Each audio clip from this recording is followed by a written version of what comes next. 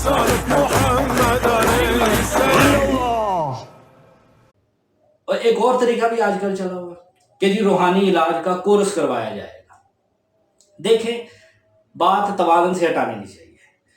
اگر کوئی شخص دم کر کے اجرت لے لیتا ہے کوئی مناسب تو اس کا تو چلو ہمیں ایک عذر مل جاتا ہے. بخاری شریف میں حدیث موجود ہے وہ صحابہ نے دم کر کے سورہ فاتحہ بکریوں کی اجرت لی تھی اور حضور علیہ السلام نے اجازت بھی عطا فرمائی تھی, اس کو قبول بھی فرمایا تھا, وہ تو موجود ہے. لیکن اب اس کے نام پہ کوئی شخص وہ تو دم ہوا تھا, اس کے نام پہ پیسے اس نے لے لیا, ٹھیک ہے, لیکن کسی کو دم کی اجازت دینا, کسی کو چلے کی اجازت دینا, یہ میں جن لوگوں کو کہہ رہا ہوں نا ان کو پتہ لگ جائے گا.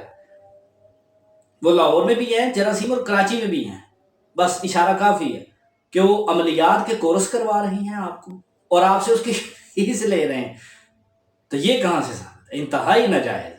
اس طرح سے ٹھگیاں لگانا اور اس طرح کے اور بہت سے ہیلے پیروں کے, علماء عام عوام یہ سب تو ایک سائڈ پہ نا, پیروں کے 10,000 مکر یا اس سے بھی زیادہ مکر ہوں گے پیسے لوٹنے کے. اب وہ سارے پیسے پیر صاحب لوٹ کے یہ سمجھ رہے ہیں کہ ان کا نفس مر چکا ہے اور وہ جو پیر صاحب ہیں وہ بڑے کامل ہیں اور وہ کسی کو ایک آدھا کھانا کھلا دیں گے یا دکھاوے کے لیے غریب کو کمبل دے دیں گے یا مسجد میں کوئی چندہ دے دیں گے. تو پریشان نہ ہو پیر صاحب, آپ کا یہ چندہ اور لعنت بن کے آپ پہ انشاءاللہ پڑے گا.